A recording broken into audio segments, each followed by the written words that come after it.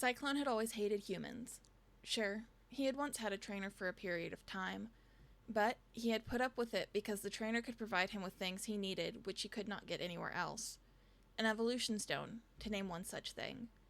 Cyclone felt no guilt at abandoning his previous master in the desert with the rest of his Pokemon. Humans as a species were cruel, and the fact that his trainer was a nice person did not change the fact that the majority of humans took Pokemon away from their homes and thought nothing of it. Apart from his trainer, Cyclone had not met any particularly nice humans. He had been born in a city where Eevee had become incredibly common through breeding. As a result, many Eevee, namely males, were left unwanted. Cyclone grew up on the streets of the city, along with his parents, who had been thrown out of their human's home because they had become too old to breed. He was their last child. Yet, no one had purchased him simply because he looked small and weak for an Eevee his age, and many of the humans wanted females. Though he lived a meager existence on the filthy streets of a crowded city, life did not seem bad to him because he knew no different. His parents had never been given the chance to evolve, but although they were still only Eevee, they did their best to protect him. They strived to make his hard life happy, and despite living in such awful conditions, both of his parents discovered a new joy at finally being able to raise one of their pups themselves, instead of having him taken away by the humans at a very young age. At this stage of life, Cyclone felt that everything was one big adventure, and his parents helped him see it that way. Whether they were digging through garbage for scraps or finding somewhere to shelter from the rain, Cyclone's mother and father always made it into a game for him. At many times, it kept him calm, even in the worst of situations. He was about as happy as a nameless stray Eevee in the midst of a massive city could be. One day, when Cyclone and his parents were walking back to one of the many different places on the streets they called home, the three Eevee were unexpectedly chased by a growlithe, and in their panic, veered off into another street. It wasn't long before the growlithe stopped chasing them, but the Eevee were exhausted. Cyclone had complained about it being cold, so they started to head back. Cyclone hadn't recognized anything around him, and it had been getting dark. He had been scared. Cyclone's father then suddenly let out a warning cry, and the three Eevee bolted as a couple of teenage humans strode into view. The first human had spotted the Eevee and ran forward, grabbing the tail of Cyclone's father as he darted by. Frightened, the young Eevee's mother had told him to hide as she rushed to confront the humans holding her mate. It was a futile effort. Both of the humans had Pokemon and easily defeated the small Eevee. Though Cyclone had been young, he remembered distinctly from the humans' words that both of them considered the now common Eevee species unwanted vermin, and were tired of seeing the endless amounts of Eevee being adopted into trainers' teams or being left to run freely through the city. Therefore, they decided to let their Pokemon have a little fun with the common vermin. The two trainers then turned to their Pokemon, ordering them to attack the two older Eevee, and from his hiding place, Cyclone watched as his parents were tortured and killed before his very eyes. A little less than a day later, Cyclone was found by a trainer, a young boy who brought him to his house and cared for him. Cyclone hated and feared the human, but it was thanks to him that he survived. Having nowhere else to go and knowing that a trainer was his ticket away from the awful city where he had been raised, Cyclone reluctantly decided to join him. In the years he stayed with his trainer, Cyclone had made many attempts to escape after being given one of the things he wanted: evolution. All of these attempts failed, and the boy's other Pokemon tried to convince him to stay. Cyclone agreed, though, in his mind, he knew it would only be until he got stronger. Secretly, he taught himself to hunt, as he knew that one day he would no longer rely on humans for food. He hated the silly nickname given to him by his trainer, and began to call himself Cyclone in honor of his evolution. Throughout the years, Cyclone had seen Pokemon being pushed past their limits in battle, beaten, or even accidentally killed during a match. He was blind to the examples of kind trainers around him. He did not believe that humans could be kind. His trainer, he believed, was only using him to win battles and earn money. Cyclone's hatred of humans increased when one day he witnessed sections of a forest being cut down, and the homes of Pokemon being destroyed. He was further enraged when the surviving Pokemon were captured and brought back to the city. His trainer hadn't done anything to stop those humans. It was only when they had gotten lost in a desert that Cyclone finally abandoned his trainer and the other Pokemon, leaving them without water. He had needed it for himself more. After a long while of walking, he had realized that he was lost. Soon he had collapsed, too dehydrated to use any water attacks, and that was when he had found the green stone. Out of curiosity and fascination, he had reached forward and touched it. The stone sent violent energy surging throughout his body. The energy was so raw and powerful that he had passed out from the shock. When he had awoken, he had felt a new life flowing through his veins. No longer did he feel tired or weak, and the energy lasted him long enough to find food and water, allowing him to make his way out of the desert. At some point during this time, he had remembered a story his trainer had once told the Pokemon, and realized with fascination that his newfound power could be a forbidden attack. The story had been vague, and his trainer had only been interested in describing each of the attacks and what they did. Cyclone had heard a voice whisper to him upon first touching the stone, and he had used the attack to see just what it was. The description in the story had matched almost perfectly. Acid Storm was his. From then on, he began formulating a plan, which led him to quickly seek out someone knowledgeable about the legend of the forbidden attacks. He soon found such a Pokemon. Now, with a vast army at his side, Cyclone sat atop a grassy hill, his sleek, short fur wet after a morning of hunting. He was waiting for any reports of the whereabouts of the Houndour, Blazefang, who possessed Shadow Flare, but had been unwilling to join the army. The Vaporeon had decided that the attack needed to be taken by force. Blazefang needed to die. As Cyclone sat on the cool, damp grass, he picked up the sound of some of his followers approaching. He stood up and walked over to them, hoping for news of the Houndour.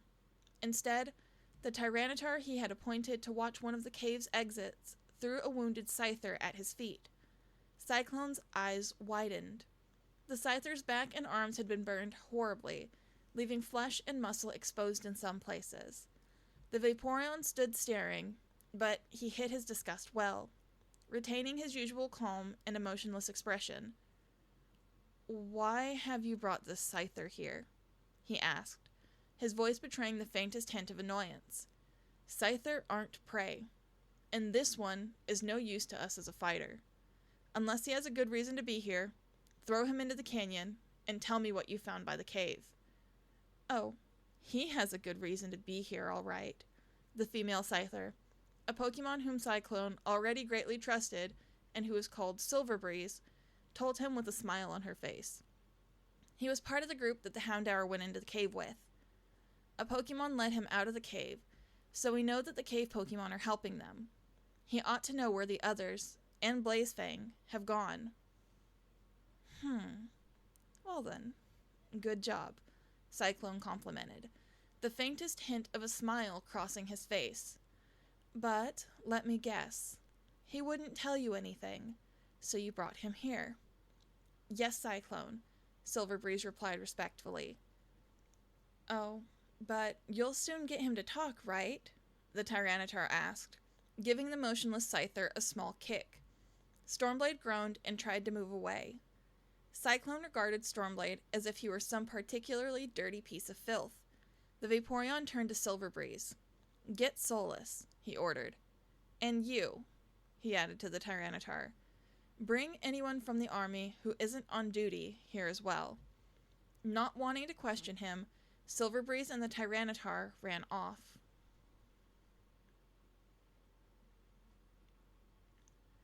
Cyclone watched as the army gathered below the hill. He turned toward Solus, who was grinning widely. "Hey, Cyclone," the Espeon asked, his eyes narrowing to mere slits. "Do you really think this Scyther knows where Blazefang is?" "It's possible," Cyclone replied calmly. "Now, remember, do whatever you want, just don't kill him. I'm going to have a word with the army." The Vaporeon turned and walked to the hill, while the Espeon darted excitedly beside him. Stormblade could barely register what had happened, But at some point he had been knocked out and dragged to the very top of the hill after coming face to face with the army's leader, Cyclone. Now he lay in the wet grass beneath the slowly setting sun, some sort of tough vines tied around his arms just below the base of the sides, and around his snout. He assumed from Cyclone and Solus's actions that he was about to be made an example of. He had made up his mind to ignore his fear and remain defiant. After all, despite the fact that the Espeon had tried to read his mind, Cyclone was still going to have him tortured, and would have even if Solus's attempt had been successful. He had gathered the army there for a reason. Stormblade did not know why Solus's mind-reading attempt did not work. From what he had heard from Cyclone himself, the Espeon had perfected his mind-reading ability to the point where he could read the minds of unevolved dark types, although he still couldn't hurt them with actual attacks. However, when Solus had tried it on Stormblade, it hadn't worked. Solus had discovered some of Stormblade's other memories, like being locked out in the snow by Justin, teaching Spark how to hunt, lying on a bed in the Pokemon Center, his talk with Thunder. But no matter how deep into his mind the Espeon had delved, he could not see any of the memories regarding Blazefang. Stormblade was not sure why this was so. He hadn't been strong enough to resist it in any way, but he had deeply frustrated Solus, and it had been easy to see that the former Rocket Espeon had been both humiliated and furious. Now that his interrogation was about to start, however, Solus seemed to be in a much better mood. Solus had known that Stormblade was the Scyther Blazefang had attacked. He had seen it in Blazefang's memory. Stormblade had heard him telling Cyclone about it. The Scyther lay miserably on the ground as Cyclone called out to the Pokemon assembled below, his words magnified into the minds of every Pokemon present by Solus's psychic abilities. "Now, I know you're wondering why I told you to come here," Cyclone began, his calm, level voice intensifying within Stormblade's own head. "I know that some of you have witnessed what happens to traitors, but now I will show you all what happens to those who refuse to aid us in our quest to stop the humans." He turned to Solus and nodded. The Espeon padded lightly over to Stormblade, removing the vine around his mouth by snapping it with his teeth. "Let's hope for your sake that you're one of the smart ones. The ones who say what Cyclone wants to know right from the start," he muttered. Stormblade ignored him. He knew that no matter what he did, Cyclone had brought the army here to see Solus torture someone, and that wasn't going to change. The Espeon backed up, turning to look at Cyclone and the two Pokemon who had come to stand by his side, the Tyranitar and the Scyther, Silverbreeze. Solus smiled, revealing pointed fangs. "Well then, let's begin."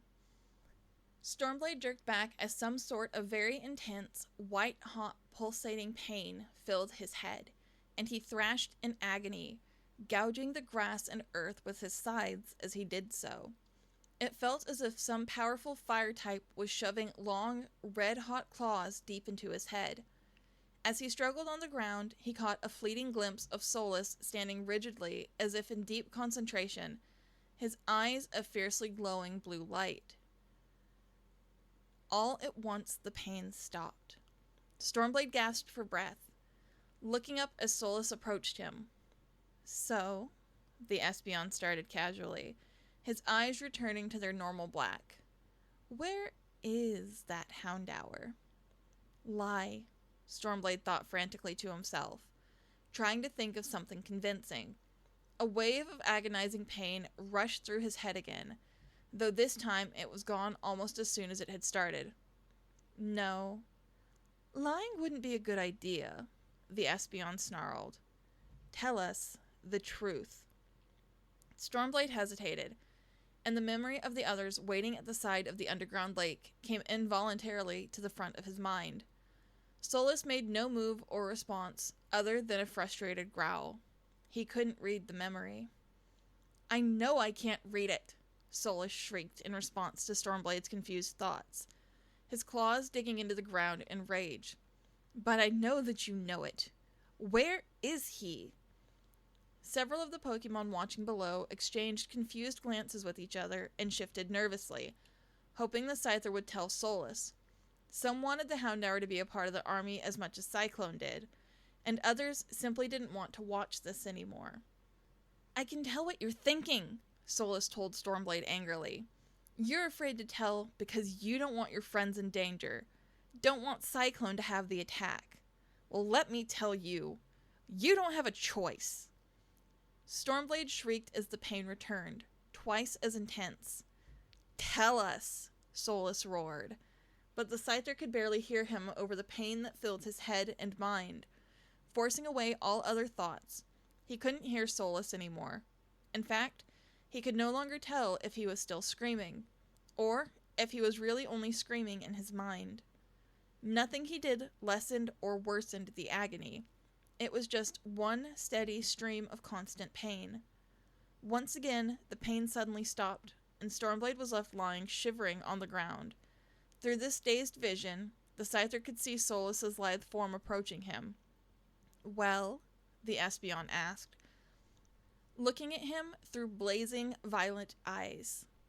Stormblade did not move. No matter what happened to him, he simply couldn't bring himself to put his friends in danger, and if he said nothing, there was no way these Pokemon could find out where the others were. The corners of Solus's mouth twisted into a grin. "No one being tortured ever remains heroic and noble for long," the Espeon smirked, and Stormblade felt a strange sensation, and realized that he was being slowly lifted into the air by some sort of strange blue glow originating from Solus's psychic attack. Stormblade was completely unable to move, save for his eyes which darted from side to side in horror. He noticed that he was being moved through the air toward a large boulder nearby. Solus tilted his head toward the side a bit, and Stormblade was suddenly slammed against the side of the boulder. Solus moved his head again, and Stormblade moved away from it in the air, only to be sent crashing against it again. This time, the Espeon lowered his head slightly, watching as Stormblade, who had his back against a rock, was slowly dragged down its rough surface through the air. The Scyther could make no sound, but Solus was sure that if he could, he might find that having his burn wounds ripped open by jagged rock enough of an incentive to give him the information he wanted. Solus released Stormblade from the psychic attack, allowing him to fall roughly to the ground.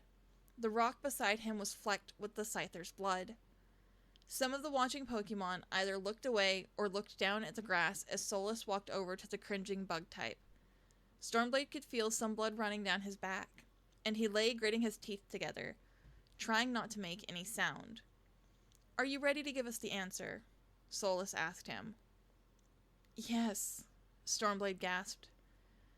"They escaped back through the tunnel they entered the cave through. Got past the guards. They're headed—" "You're lying," Solus snarled. Stormblade felt himself lifting back up into the air, only to be slammed back into the ground. But this time, he was so dazed from the pain of the Shadow Flare wounds that he hardly felt it. Solus's psychic energy lifted him upright again, so that Stormblade was forced to stare into the Espeon's glowing eyes. Solus inclined his head slightly to the right, and Stormblade heard a snapping, tearing sound as one of his wings was bent backwards and then twisted by the psychic energy holding him in the air. A moment later, he was sent crashing against the rock, and the psychic glow around him faded. Painfully, the Scyther tried to get to his feet, only to be knocked down by an Iron Tail attack from Solus. "Where is he?" the Espeon hissed, his glowing eyes narrowing to brightly blazing slits. Stormblade didn't respond, but closed his eyes and curled up on the ground, much to Solus's annoyance. The Espeon's eyes glowed brighter, almost white, but this time Stormblade felt no pain. Instead, images of his friends, his current traveling companions, as well as friends in his past, flashed through his mind, each of them maimed horribly and dying in their own blood. "You want this to happen to your friends when we find them?" Solus asked him, fixing his fierce stare on the Scyther, "because we can arrange that." The images in his mind vanished to give way to searing agony once again. It was at this point that Stormblade realized he had reached his limit. He found it nearly impossible to talk and endure the pain at the same time. But he finally managed to force the words out. At lake. The pain stopped, and Solus's glowing eyes returned to their usual violet color. Yes, he asked in a mockingly sweet voice. An underground lake, Stormblade gasped. The cave Pokemon said... He said... Water Pokemon can swim underneath. Into a canyon. The exit... hidden underwater. Cyclone calmly approached Solus, taking care not to step on any of the patches of grass that were flecked with blood. Of course, he whispered. The canyon. I'll admit, I never would have thought the cave would have opened up in that area. Well, if that's where they're headed, or have escaped to, that is where we'll go. He turned to some of the Pokemon standing nearest to him. Gather everyone who's waiting by the cave entrances, and bring them here, Cyclone ordered them, and they nodded and walked off. Silverbreeze, who had been standing near Cyclone the whole time, now looked shocked at the state Stormblade was in. Solus walked over to the motionless Scyther, using his psychic powers to send another wave of pain shooting through his body. Stormblade cried out and then lay still. Now I want to know something, the Espeon hissed dangerously as he approached Stormblade, knowing that most of the army would be preparing to leave now and were no longer forced to stay and watch. How were you able to keep that secret hidden from me? His last 3 words were a dangerous snarl, and the Scyther at his feet cried out again. Silverbreeze glanced sideways at Cyclone, who sat perfectly still, almost as if he were a Vaporeon made of stone, facing Solus as the Eevee evolution continued to torment the helpless Scyther, and seeming to pay no attention to the Pokemon's screams. Cyclone? The female Scyther asked slowly, but the Vaporeon seemed lost in deep thought, his eyes fixed on the scene before him and the tortured Scyther. Silverbreeze shuddered. As much as she didn't like having Stormblade around, she did not like witnessing pure torture. Cyclone, Silverbreeze continued. You've got the answer you want. There's no need for this. Tell Solus to stop. Cyclone stood up in one fluid motion, staring at the scene once more before turning sharply around and heading in the opposite direction, Stormblade's screams echoing in his ears. The Vaporeon's mouth twisted into a bitter snarl as he replied to Silverbreeze in nothing more than a dark whisper. Why should I?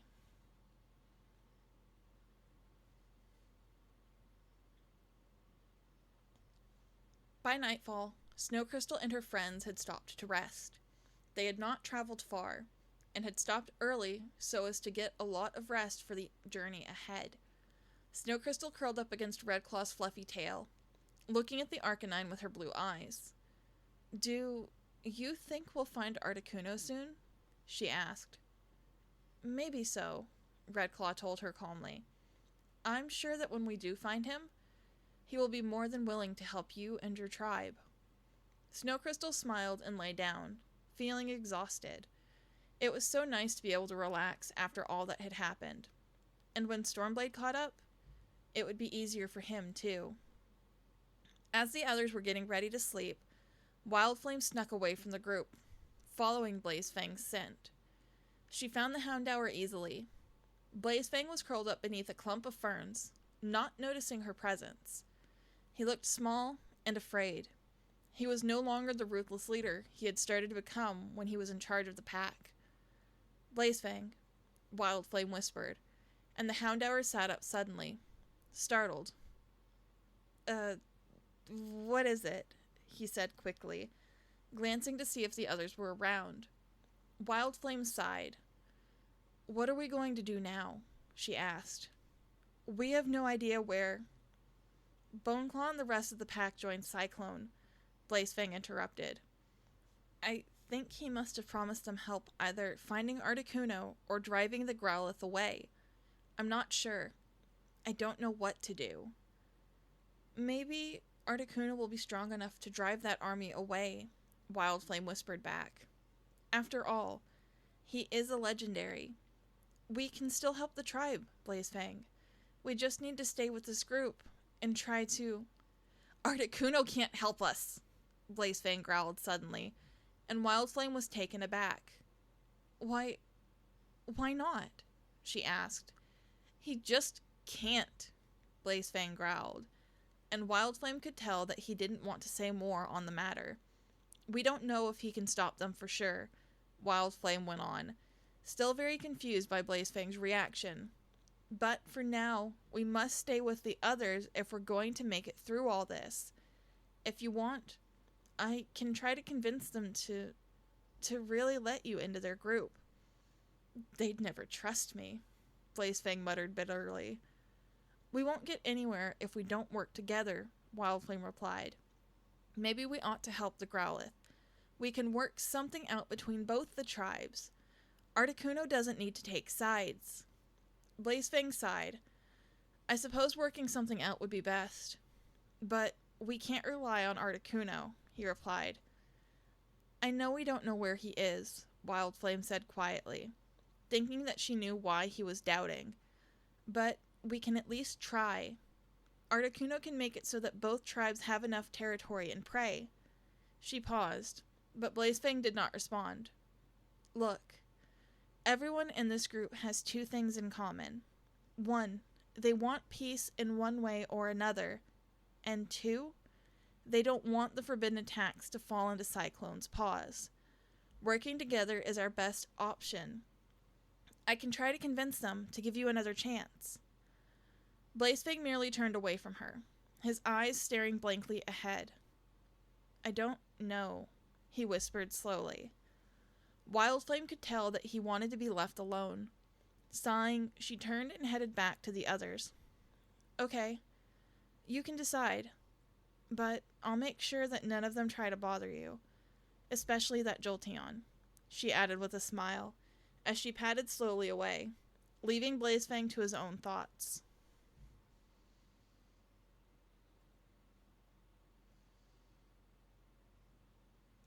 Morning sun shone brightly through the leafy canopy as Snowcrystal woke and stood up, stretching her forelegs and then glancing around sleepily. The sunlight shone through semi-transparent leaves, bathing everything around her in warm green light. They had certainly found themselves in a peaceful place. Seeing that the others were not awake yet, Snowcrystal walked to the edge of the cliff and looked down at the river below, watching it sparkle in the sunlight. The way down looked steep in this area, much steeper than it had been before, but the natural stone pathway wound through the canyon for quite some way ahead. She couldn't see where it ended. Behind her, the cliffs reared up high into the sky. Grasses and flowers swaying gently in the breeze from small ledges and niches in the rock. After a few moments of gazing at the canyon's beauty, some footsteps sounding closer to her made her turn around. She saw that it was Nightshade. This place seems a lot more hospitable than those caves we wandered through, doesn't it? The Heracross asked her with a smile. Snowcrystal nodded. Do you think we should rest here for the rest of the day to wait for Stormblade? She asked. I don't think so, Nightshade replied. I think we should at least get to a place where we could all adequately hide if we were spotted by one of Cyclone's followers before we decide to stop in one place. But once we do, I could always go back to search for Stormblade and help him the rest of the way here. I can fly after all. But that's dangerous, Snowcrystal told him. What if they see you? Regardless of any type disadvantages, I'm sure I could handle a flying Pokemon or two, Nightshade said calmly. It would be a good idea to travel until we find such a place today. Then I can go back and help Stormblade. All right, Snowcrystal said, smiling back at him. She was glad to see that Nightshade was confident, yet at the same time knew what he was doing. And regardless of the danger Nightshade could face, Stormblade was probably struggling and needed help. And after all, A flying type from Cyclone's army might not want to focus on attacking Nightshade when they were looking for Blazefang. "We'll leave as soon as the others wake up," Nightshade told her. "You should rest now." "Okay," Snowcrystal replied, nodding.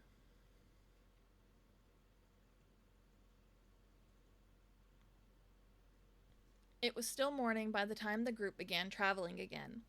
For a while, their path had gotten steadily rockier, and there were places where they had to clamber over rough boulders or climb a little ways up or down the cliffs to stay on the wide ledge path.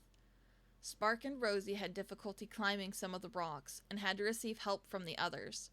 Snowcrystal and Nightshade were always ahead. Snowcrystal was used to climbing rocks, and Nightshade possessed wings. "Can you slow down?" Rosie called from down below, as Snowcrystal reached the top of a particularly difficult-to-climb rock pile. "Not all of us have 4 good legs, you know." While the others continued to struggle in their climb, Thunder leaned against the rocks at the very bottom, taking deep, gasping breaths as she closed her eyes and tried to fight the dizziness that was threatening to make her collapse. Her whole body was weak, and she couldn't stop shaking, but she refused to stop moving for long, lest she draw attention to herself from the others. Taking another rasping breath, she stepped shakily away from the rocks for a moment and then began to climb. Nightshade was completely aware of Thunder's situation, but he said nothing and acted as if he didn't notice. The last thing Thunder needed was more anger and stress, which she would certainly get if she knew that someone was worried about her.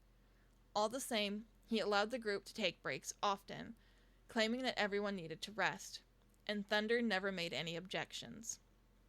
It was during one of these resting times that Snowcrystal decided to go ahead.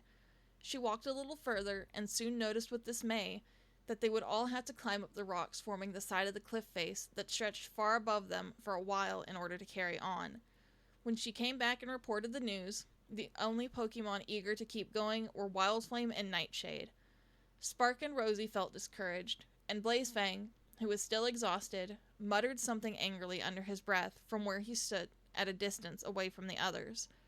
Yet, despite this, they soon agreed to keep going, as everyone was looking forward to better shelter and a real chance to rest. The climb was tougher than any of them had expected. Thick foliage often blocked their path and made the going difficult, and it was hard to see how much farther they had to go because the trees blocked their view. Wildflame, Nightshade, and Redclaw often had to help Spark or Rosie, and a few times Nightshade even risked asking Thunder if she needed help, but she rejected all of his offers. "It can't be far now," Snowcrystal called to the others from up ahead. "I can see where the foliage thins out further on. We'll be able to see where we can climb back down to the path." "Let's hope so," Spark muttered irritably, as he limped after Snowcrystal, who was walking further ahead, hoping to see how much farther they had to go. The growlithe walked farther ahead, quickly reaching the area where there were no trees around her to block her view and where she could see the canyon below. She was met by a very strange and somehow mysterious sight. Directly below her, there was a place where the smoothly flowing river formed a large round pool beside the tall cliffs. There, the water was still, yet startlingly crystal clear. What intrigued Snowcrystal most was that in the center of the pool, a large, misshapen chunk of gray rock reached from the depths of the water to a short way above the surface, and placed on the rock were several small statues of Pokemon. Most of the statues couldn't have been taller than Snowcrystal's foreleg, but there were about 30 altogether, spread out over the surface of the rock, looking peaceful and undisturbed. They were of various Pokemon. Snowcrystal spotted a Remoraid, a Vaporeon, a Clefable, a Rapidash, a Mightyena, and several others. For a moment, her gaze wandered away from the rock and the small statues to the crystal clear water. Her eyes widened as she noticed a much bigger statue of a regal-looking Arcanine lying completely submerged at the water's depths, its mouth open in a silent snarl of defiance. The pool was not very deep, but all the same it surprised Snowcrystal how clearly she could see the statue through the water.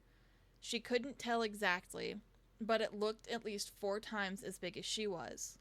Not quite as big as a real Arcanine, but still very intricate and beautiful. The submerged statue did not look very old, but it didn't look as if it had been put there recently either. Snowcrystal was so mystified by the strange sight, which looked so calm and peaceful, that she did not notice Redclaw standing beside her on the overhanging rock that towered above the still pool. "I guess we found what we were looking for," the Arcanine spoke up, startling her. "Look over there. There's an easy way back onto that path, on the cliffs we were following." He angled his head toward the easy climb as the others started to catch up. "Redclaw," Snowcrystal began, "how do you think those statues got there?" "Maybe humans put them there," Redclaw began. "Who knows? Maybe this was meant to be a special place to honor Pokemon. It doesn't seem like any of the local Pokemon here have even tried to disturb them." Rosie, who, along with the others, had made it to where Snowcrystal and Redclaw were, had forgotten her exhaustion as she stared down at the pool in awe. It wasn't just the statues that intrigued her. The whole area was startlingly beautiful, and there didn't seem to be any Pokemon in or around the pool at the moment. "This must be a very special place to the Pokemon here," Nightshade told the others as he looked down from the cliff. "We should probably leave it alone." Snapping out of her trance, Snowcrystal nodded. The others seemed to have regained both a bit of strength and hope from seeing a place so peaceful after all the danger they had been through, and they needed to keep going. "Redclaw found an easy way down," the Growlithe told them. "Follow me." Snowcrystal led the others, single file, over the rough stone as they slowly descended, passing around the statue rock and the clear pool. It wasn't long before they were back on another wide ledge covered in foliage, where the going was much easier. Snowcrystal paused to look back at the silent statues one more time, seeing the sunlight hit the water and illuminating the beautiful Arcanine statue. The fangs in its open mouth seemed to sparkle in the sunlight, and she could see the entire statue clearly now. She lifted her gaze to the small statue standing so peacefully and undisturbed, sheltered from storms by the cliffs that surrounded them, and then she turned and carried on, leaving the tranquil sight behind.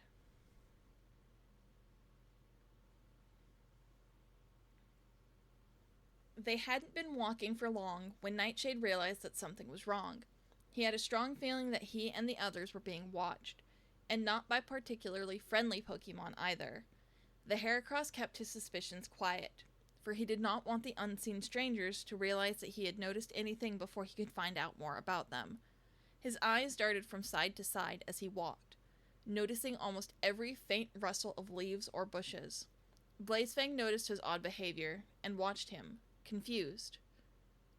"What are you doing?" the Houndour sneered at Nightshade, giving the bug Pokemon a glare. "Worry about yourself and leave the rest of us alone, unless you have something important to say," Nightshade replied calmly, turning away from him. "Blazefang has a right to be curious," Wildflame spoke up. "I've been noticing you acting strange too. What is it?" Nightshade sighed. "We're being watched," he told her, barely above a whisper. Snowcrystal and Redclaw heard it too, and paused to look at Nightshade in confusion. Thunder had heard as well, but unlike the others, she didn't seem shocked or surprised.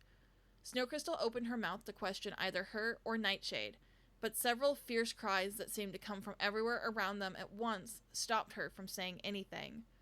Out of the bushes and trees and up from the river area, several Pokemon suddenly appeared, circling the group and hemming them in against the cliffs.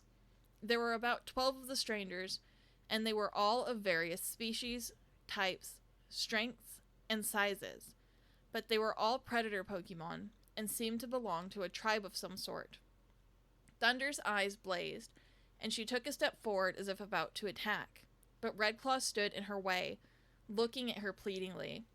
For a moment, she looked ready to attack him, but then paused and lowered her sides. She simply did not have the energy. Knowing that he was making a bold move, Nightshade stepped forward to face the closest Pokemon, a Zangoose and a Salamence. Both of them eyed him warily. "Look," Nightshade began. "I know we're in your territory, but we don't mean to be a threat. We're looking for a place we can rest before carrying on." The Salamence and Zangoose looked unsure of how to respond when a voice sounded from somewhere nearby. "Oh, leave them alone. They aren't any threat to us." Nightshade and his friends turned to see a Lanoon jump gracefully from a tall tree growing near the top of the cliff and land beside the rest of the strangers. "I don't see what the problem is," the Lanoon continued, staring at her stunned tribe mates. "It's not like there's any food shortage or anything, and they've been traveling for a while from the looks of it." The Zangoose stepped past Nightshade to face the Lanoon. "Our leader wants to make sure any strangers are harmless before they go on through our canyon," he growled. "Oh, sure," the Lanoon replied. "Clearly a bunch of injured and tired Pokemon are a real threat to our great leader. Just look at them. If anything, they need help.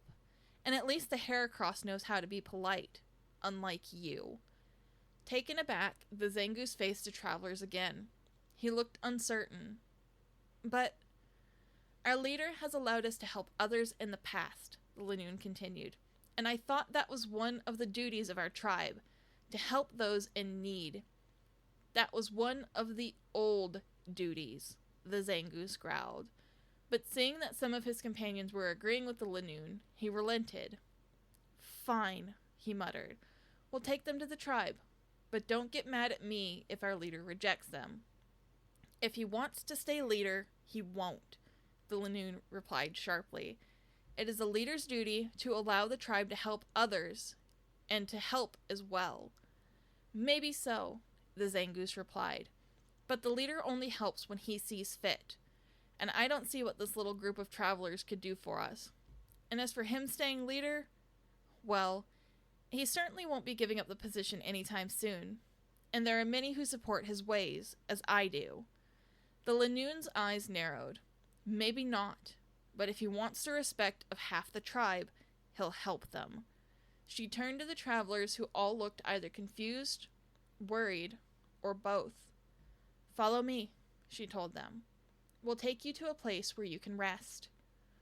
Following the Lanoon gratefully, Snowcrystal and her friends joined the native Pokemon as they climbed down toward the river.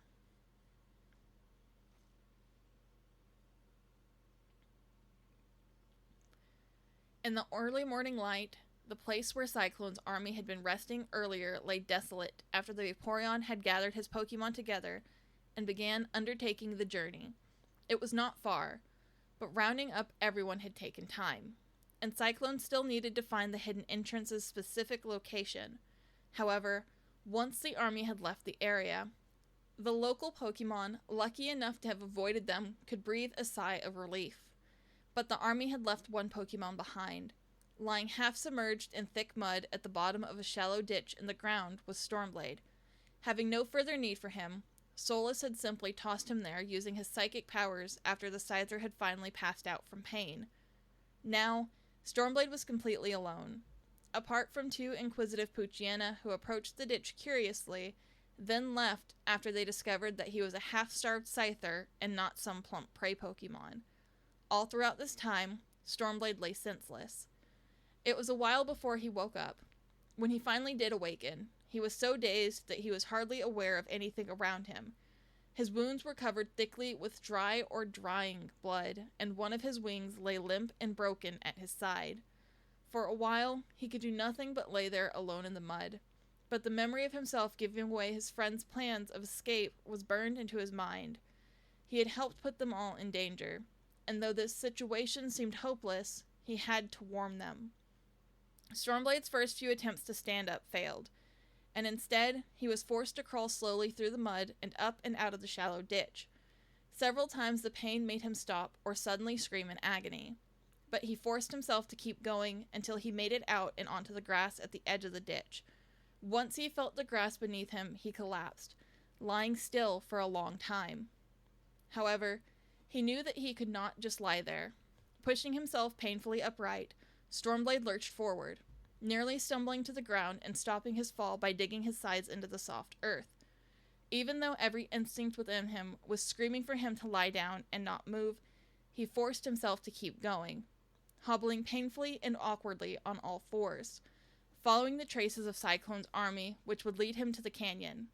Several times he stumbled or became so overcome by exhaustion that he could not move, but every time he got back up again.